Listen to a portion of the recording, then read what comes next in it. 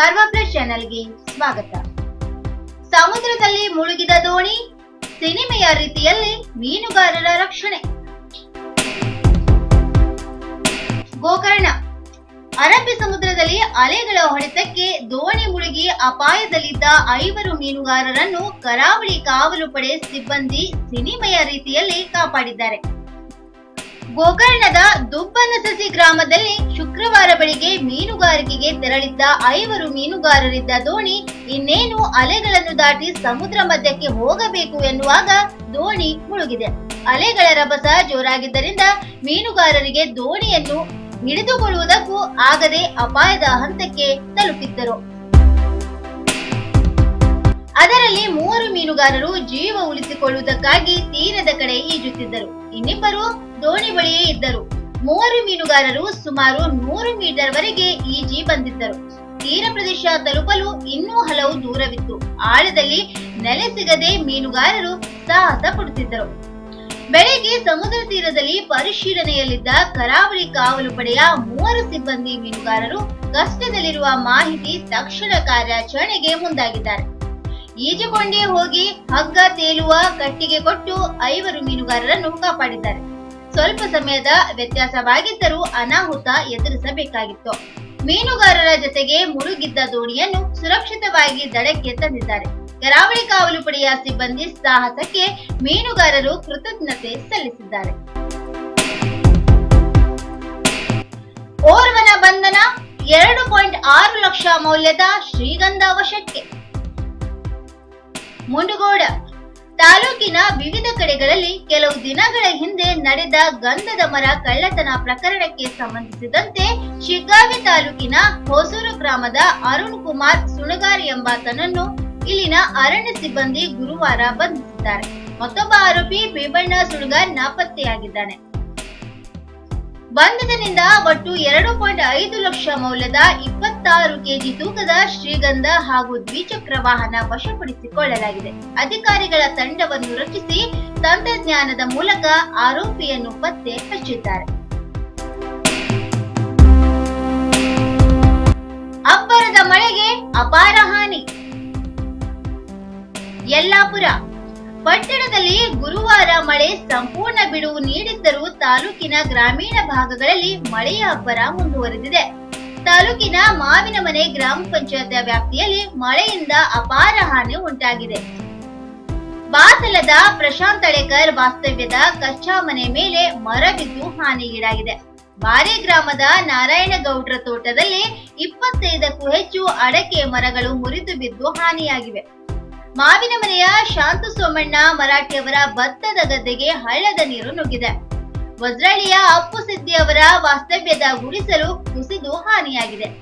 ಕಿರುವತಿ ಗ್ರಾಮ ಪಂಚಾಯತಿ ವ್ಯಾಪ್ತಿಯ ದೊಡ್ಡಯಲವಳ್ಳಿಯ ಬಾಗಿಸೋನು ಜಂಗ್ಲೆ ಅವರಿಗೆ ಸೇರಿದ ಎತ್ತು ಹಳ್ಳದಲ್ಲಿ ಕೊಚ್ಚಿ ಹೋಗಿದೆ. ಯಾಣ ಪ್ರಯಾಣ ಹೈರಾಣ. ಶಿರಸಿ ಪ್ರಸಿದ್ಧ ಪ್ರವಾಸಿ ತಾಣವಾದ ಯಾಣಕ್ಕೆ ಸಾಗುವ ರಸ್ತೆ ತೀರಾ ಹಾಳಾಗಿ ಸಾಕಷ್ಟು ಸಮಯವೇ ಸಂದಿದೆ. ಹೀಗಿದ್ದರೂ ರಸ್ತೆ ದುರಸ್ತಿಗೆ ಮುಂದಾಗದ ಕಾರಣ ಪ್ರವಾಸಿಗರು ಇಲ್ಲಿಗೆ ಬರಲು ಹಿಂದೇಟು ಹಾಕುವಂತಾಗಿದೆ. ತ್ರಾಣವಿದ್ದರೂ ಯಾಣ ತಲುಪುವುದು ಕಷ್ಟ ಎನ್ನುವ ಪರಿಸ್ಥಿತಿ ನಿರ್ಮಾಣವಾಗಿದೆ. ಕುಮಟಾ ಹಾಗೂ ಶಿರಸಿ ಮೂಲಕ ಒಟ್ಟಾರೆ 2 ಮಾರ್ಗಗಳಲ್ಲಿ ಯಾಣಕ್ಕೆ ತಲುಪಬಹುದು. ಉತ್ತರ ಕರ್ನಾಟಕ ಭಾಗಗಳಿಂದ ಬರುವವರು ಶಿರಸಿ, ದೇವನಹಳ್ಳಿ, ವಡ್ಡಿ, ಗೋಕರ್ಣ ರಸ್ತೆಯಲ್ಲಿ ಸಾಗಿ ಯಾಣಕ್ಕೆ ತಲುಪುತ್ತಾರೆ. ಈ ಹೆದ್ದಾರಿಯಲ್ಲಿ ಶಿರಸಿಯಿಂದ 40 ಕಿಲೋಮೀಟರ್ ಸಾಗಿದರೆ ಅಡ್ಡ ತಿರುವಿನಲ್ಲಿ ಕಚ್ಚಾ ರಸ್ತೆ ಬರುತ್ತದೆ. 4 ರಿಂದ 5 ಕಿಲೋಮೀಟರ್ ಇರುವ ಈ ರಸ್ತೆಯಲ್ಲಿ ಕಾಲ್ನಡಿಗೆಯಲ್ಲಿ ಸಾಗಲು ಪ್ರಯಾಸ ಪಡಬೇಕಾದ ಸ್ಥಿತಿ ಇದೆ. ಕರಾವಳಿ ಭಾಗದಿಂದ ಕೆಲವು ಪ್ರವಾಸಿಗರು ಬಂದರೆ ಇನ್ನು ಕೆಲವರು ಶಿರಸಿ ಮಾರ್ಗವಾಗಿ ಬರುತ್ತಾರೆ. 2 ಕಡೆಯಿಂದ ಬರುವವರು ಒಳಗಿನ 3 ಕಿಲೋಮೀಟರ್ ರಸ್ತೆಯಲ್ಲಿ ಸಾಗಿಯೇ ಯಾಣ ತಲುಪಬೇಕು. ಆದರೆ ಈ ರಸ್ತೆಯ ಸ್ಥಿತಿ ನೋಡಿದರೆ ತಮಗೆ ನಾಚಿಕೆಯಾಗುತ್ತದೆ ಎಂದು ಬೇಸರ ವ್ಯಕ್ತಪಡಿಸುತ್ತಾರೆ ಸ್ಥಳೀಕರು. ಕುಮಟಾ ಶಿರಸಿ ಮಾರ್ಗದಲ್ಲಿ ಕುಮಟಾದಿಂದ 10 ಕಿಲೋಮೀಟರ್ ದೂರಕ್ಕೆ ಆನೆಗುಂದಿ ಗ್ರಾಮದಿಂದ ಬರುತ್ತದೆ. ಇಲ್ಲಿಯ ಎಡತಿರುವಿನಲ್ಲಿ 8 ಕಿಲೋಮೀಟರ್ ಸಾಗಿದರೆ ಯಾಣ ಬರುತ್ತದೆ. ಆದರೆ ಈ ಮಾರ್ಗದಲ್ಲಿ ಸುಮಾರು 3 ಕಿಲೋಮೀಟರ್ ಅಂತರದವರೆಗೆ ವಾಹನ ಹೋಗುವಂತಹ ರಸ್ತೆ ಇಲ್ಲದರಿಂದ ನಡೆದುಕೊಂಡೇ ಯಾಣಕ್ಕೆ ತೆರಳಬೇಕಾಗಿದೆ. ಹೀಗಾಗಿ ಬಹುತೇಕ ಪ್ರವಾಸಿಗರು ಶಿರಸಿ ಮಾರ್ಗವಾಗಿ ಯಾಣಕ್ಕೆ ತೆರಳುತ್ತಾರೆ. ಇಂದಿರಾ ಕ್ಯಾಂಟೀನ್ ನಿರ್ಮಾಣ ಕಾರ್ಯ ಸ್ಥಗಿತ, ಗೋಡನ್ನಲ್ಲಿ ಧೂಳು ತಿನ್ನುತ್ತಿರುವ ಯಂತ್ರೋಪಕರಣಗಳು. ಶಿರಸಿ ನಗರದಲ್ಲಿ ಇಂದಿರಾ ಕ್ಯಾಂಟೀನ್ ನಿರ್ಮಾಣ ಕಾರ್ಯ ಸ್ಥಗಿತಗೊಂಡಿದೆ. ಇನ್ನೊಂದೆಡೆ ಕ್ಯಾಂಟೀನ್ಗಾಗಿ ಪೂರೈಸಲಾಗಿದ್ದ ಪಾತ್ರೆ, ಅಡುಗೆ ತಯಾರಿಕೆ ಸಾಮಗ್ರಿ, ಯಂತ್ರೋಪಕರಣಗಳು ನಗರಸಭೆಯ ಗೋಡನ್ನಲ್ಲಿ ಧೂಳು ತಿನ್ನುತ್ತಿವೆ. ಕಾಂಗ್ರೆಸ್ ಸರ್ಕಾರದ ಅವಧಿಯಲ್ಲಿ ಮುಖ್ಯಮಂತ್ರಿ ಸಿದ್ದರಾಮಯ್ಯ ಅವರ ಕನಸಾಗಿತ್ತು ಇಂದಿರಾ ಕ್ಯಾಂಟೀನ್.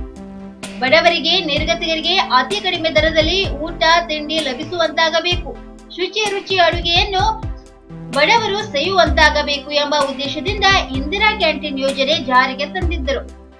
ಅದರಂತೆ ಶಿರಸಿಗೂ ಇಂದಿರಾ ಕ್ಯಾಂಟೀನ್ ಮಂಜೂರಾಗಿತ್ತು. ಶಿರಸಿ ನಗರಸಭೆಯ ಇಲ್ಲಿಯ ಅಂಚೆ ಕಚೇರಿ ಹಿಂಭಾಗದಲ್ಲಿ ಖಾಲಿ ಇರುವ ಜಾಗವನ್ನು ಇಂದಿರಾ ಕ್ಯಾಂಟೀನ್ ನಿರ್ಮಾಣಕ್ಕೆ ಗುರುತಿಸಿಕೊಂಡಿತ್ತು. ಅದರಂತೆ 3 ವರ್ಷಗಳ ಹಿಂದೆ ಇಲ್ಲಿ ಕಟ್ಟಡ ನಿರ್ಮಾಣ ಮಾಡುವ ಸಲುವಾಗಿ ನೀಲನಕ್ಷೆ ರೂಪುಗೊಂಡಿದೆ. ನಗರಸಭೆ ಅಧಿಕಾರಿಗಳೇ ಮುಂದೆ ನಿಂತು ಇಂದಿರಾ ಕ್ಯಾಂಟೀನ್ ಕಟ್ಟಡಕ್ಕೆ ಫೌಂಡೇಶನ್ ನಿರ್ಮಿಸಿದ್ದಾರೆ. ಆದರೆ ಆ ಬಳಿಕ ಉಂಟಾದ ಜಾಗದ ಮಾಲೀಕತ್ವ ಗೊಂದಲ ಇಂದಿರಾ ಕ್ಯಾಂಟೀನ್ ಅನ್ನು ಫೌಂಡೇಶನ್ಗೆ ಮಾತ್ರ ಸೀಮಿತಗೊಳಿಸಿದೆ. ಅಂಚೆ ಕಚೇರಿ ವಿಭಾಗದ ಸರ್ವೆ ನಂಬರ್ 107ರಲ್ಲಿ ಕ್ಯಾಂಟೀನ್ ಕಟ್ಟಡಕ್ಕೆ ಫೌಂಡೇಶನ್ ನಿರ್ಮಿಸಲಾಗಿದೆ. ಆದರೆ ಆ ಬಳಿಕ ಜಾಗದ ಕುರಿತು ವಿವಾದ ಹುಟ್ಟಿಕೊಂಡಿದೆ. ಈ ಜಾಗದಲ್ಲಿ ಉರ್ದು ಶಾಲೆ ಇತ್ತು. ನಂತರ ದಿನಗಳಲ್ಲಿ ಶಾಲೆಯನ್ನು ಬೇರೆಡೆ ನಿರ್ಮಿಸಿ ಇಲ್ಲಿದ್ದ ಹಳೆಯ ಕಟ್ಟಡವನ್ನು ಕೆಡವಲಾಗಿತ್ತು. ಇಂದಿರಾ ಕ್ಯಾಂಟೀನ್ ನಿರ್ಮಾಣ ಕಾಮಗಾರಿ ಆರಂಭವಾಗುತ್ತಿದ್ದಂತೆ ಶಿಕ್ಷಣ ಇಲಾಖೆ ನ್ಯಾಯಾಲಯದ ಮೆಟ್ಟಿಲೇರಿದೆ. ಇಂದಿರಾ ಕ್ಯಾಂಟೀನ್ ಅನ್ನು ಈ ಜಾಗದಲ್ಲಿ ನಿರ್ಮಾಣ ಮಾಡುವ ಕುರಿತು ನ್ಯಾಯಾಲಯ ತಡೆಯಾಜ್ಞೆ ನೀಡಿದ್ದರಿಂದ ಕೆಲಸ ಅಲ್ಲಿಗೆ ನಿಂತಿದೆ. ಈ ನಡುವೆ ಇಂದಿರಾ ಕ್ಯಾಂಟೀನ್ಗಾಗಿ ಲಕ್ಷಾಂತರ ರೂಪಾಯಿ ಮೌಲ್ಯದ ಪಾತ್ರೆ, ಯಂತ್ರೋಪಕರಣಗಳು ಸರ್ಕಾರದಿಂದ ಪೂರೈಕೆಯಾಗಿವೆ. ಕಟ್ಟಡವೇ ಇಲ್ಲದೆ ಕ್ಯಾಂಟೀನ್ ನಡೆಸುವುದು ಹೇಗೆ? ಈ ಯಂತ್ರೋಪಕರಣಗಳು, ಪಾತ್ರೆಗಳನ್ನು ನಗರಸಭೆ ತನ್ನ ಗೋಡನ್ನಲ್ಲಿ ಅನಿವಾರ್ಯವಾಗಿ ಇಟ್ಟುಕೊಂಡಿದೆ. ಅಡುಗೆ ತಯಾರಿಸಲು ಓಲೆ, ಫ್ರಿಡ್ಜ್, ದೊಡ್ಡ ದೊಡ್ಡ ಕಡಾಯಿಗಳು, ವಾಶ್ ಬೇಸಿನ್, ಚೊಂಬು, ಲೋಟ ಎಲ್ಲವೂ ಕಳೆದ 3 ವರ್ಷಗಳಿಂದ ಇಲ್ಲಿಯೇ ಧೂಳು ತಿನ್ನುತ್ತಿವೆ. ನ್ಯಾಯಾಲಯದಲ್ಲಿ ನಿರ್ಣಯ ಆಗುವವರೆಗೂ ಈ ಪಾತ್ರೆಗಳೆಲ್ಲ ಅಲ್ಲಿಯೇ ಬಿದ್ದಿರಬೇಕಿದೆ. ನಗರಸಭೆ ಸದಸ್ಯರ ಅಧಿಕಾರ ಸ್ವೀಕಾರ ಇನ್ನೂ ನಡೆದಿಲ್ಲ. ಅಧ್ಯಕ್ಷ, ಉಪಾಧ್ಯಕ್ಷರ ಆಯ್ಕೆ ಪ್ರಕ್ರಿಯೆ ಮುಗಿದು ಸಾಮಾನ್ಯ ಸಭೆಗಳು ಆರಂಭವಾದ ಬಳಿಕ ಚರ್ಚೆ ನಡೆದು ಮುಂದಿನ ನಿರ್ಣಯ ಕೈಗೊಳ್ಳುವ ಸಾಧ್ಯತೆ ಇದೆ.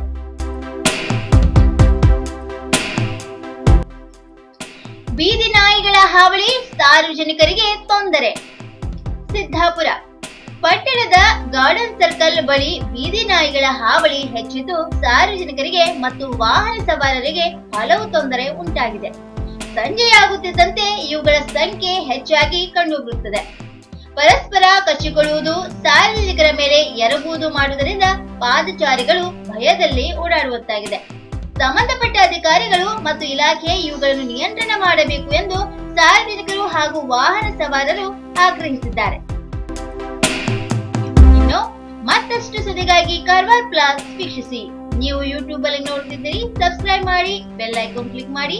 ಫೇಸ್ಬುಕ್ ಪೇಜ್ ಅಲ್ಲಿ ನೋಡ್ತಿದ್ದೀರಿ, ಫಾಲೋ ಮಾಡಿ. ಧನ್ಯವಾದಗಳು.